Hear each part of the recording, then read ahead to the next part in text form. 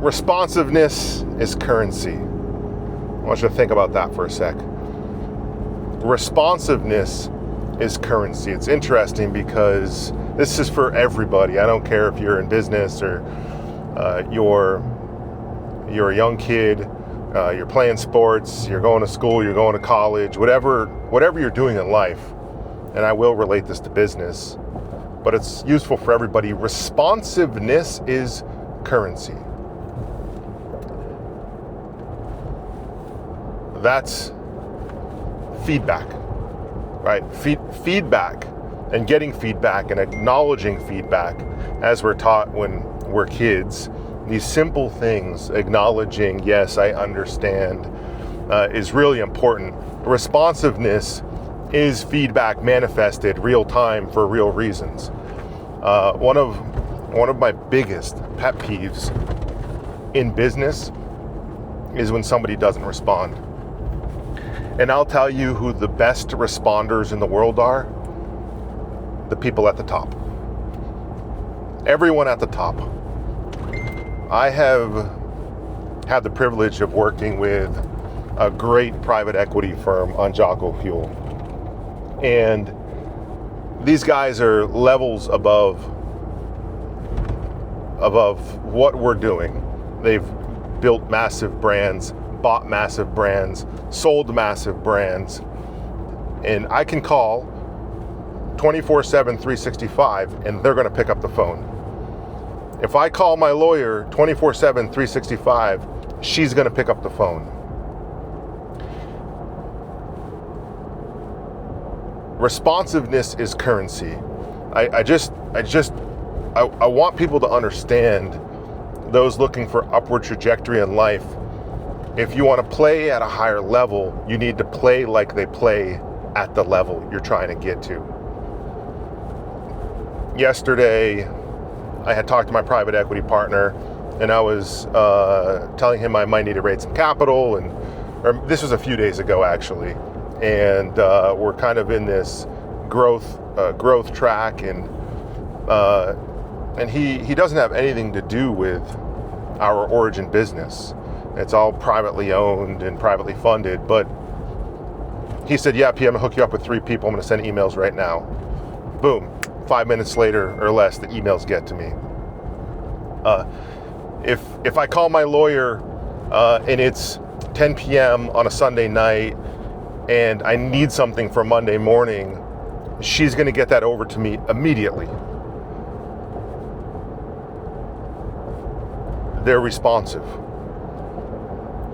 I think that people who get nervous about responding or don't know how to respond because it makes them feel weak, or they don't quite have the right answer, or they're nervous to pick up the phone and have a conversation and be authentic and transparent and real, that's kryptonite.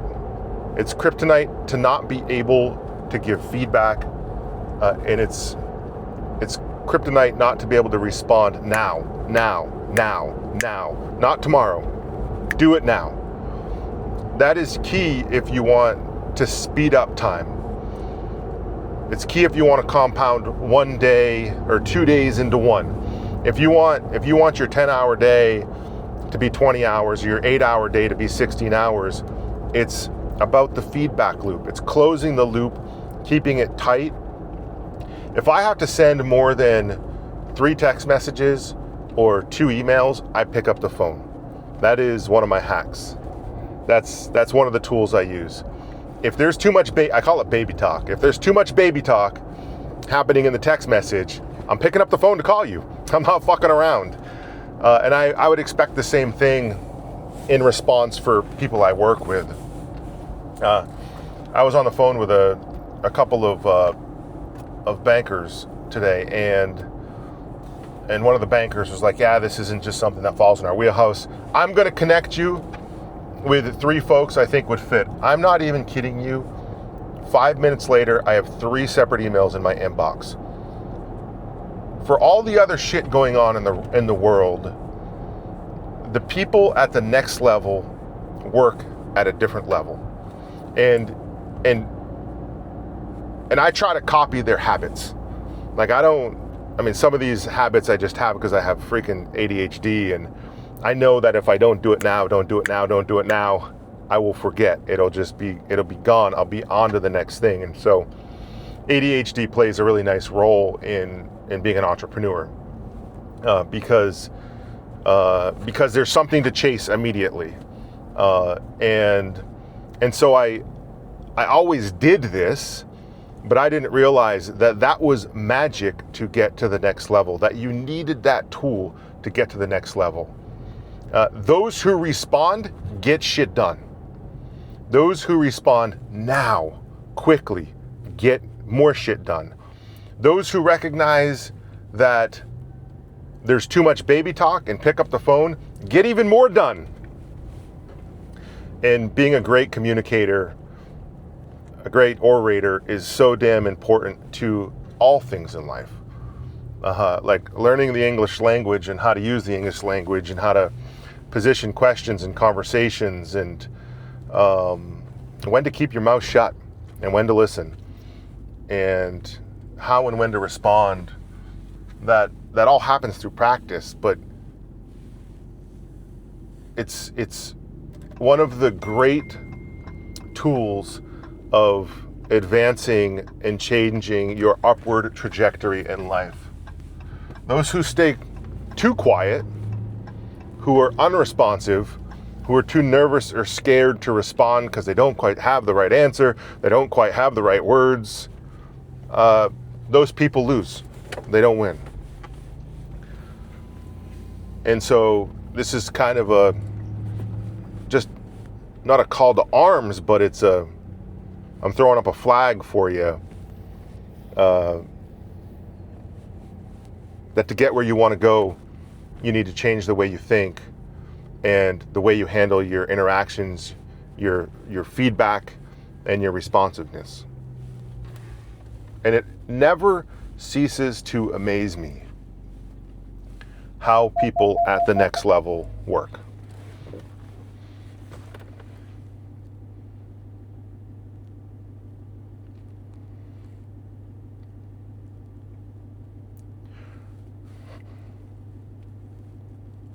And I always feel like I'm a bench player when I'm working with these folks, because the level at which they work, with the size of businesses they work, and the conversations they're having, and they're still able to pick up the phone when I call, or answer an email, or if they say they're going to do something, they mean it.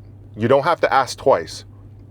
Listen, if you got to ask somebody twice, there's a real problem. If you're trying to do something, like when you put something out there, and let's say you're in a leadership position and you've outlined what needs to happen, and everybody knows the why, and if it's a one-on-one conversation, they know the why, that should be enough for shit to get done. If you find yourself having to chase conversations, chase information, continuously align people, tell people what they should be doing or what conversations they should be having, it's a lead indicator to something being tweaked or a little bit broken, or something you haven't tuned in quite right. You got to tune that in a little bit more. And if your culture isn't there, if you're constantly micromanaging conversations, it's something you're gonna want to work on. But you got to work on it yourself first. You've got to be the responsive one first. And I'm not saying, and I just want to make this a point, it's prioritizing and executing, and I'm not always the best at getting back to somebody on a text message. If I force ranked 2 buckets, there's a bucket of they're going to get a response immediately. If somebody calls me and I'm on the phone, I'm sending a text, call you right back. On the phone, I'll call you right back. Then there's another bucket, which is this bucket can wait 24 hours. This bucket doesn't have an impact on the 99% of what I'm doing every day. So it's 99% super responsive in that bucket, and that 1%, although it may be 50% of your interactions or 30% of your interactions, goes into a second bucket, which that can wait. That can wait. That doesn't have a direct impact on your life or what you're doing or how you're doing it now. Okay, so be a savage. Be a savage about being a professional. Be a savage about being responsive. Be a savage about trust through transparency and conversations, and the hard conversations you need to have. And we all need to have these hard conversations in life and in business. But make sure you choose your words wisely. I love the quote from the Bible. It's like, the right words can convince kings. It doesn't matter if you're a peasant. If you have the right words, you could convince a king. All right, and I love this because this was written when there was no middle class. There was peasants and there was aristocracy, right? But a peasant with the right words could convince a king. I think that's just so powerful. I think words are so powerful. I think the right words are so powerful. So responsiveness is currency. Do it now.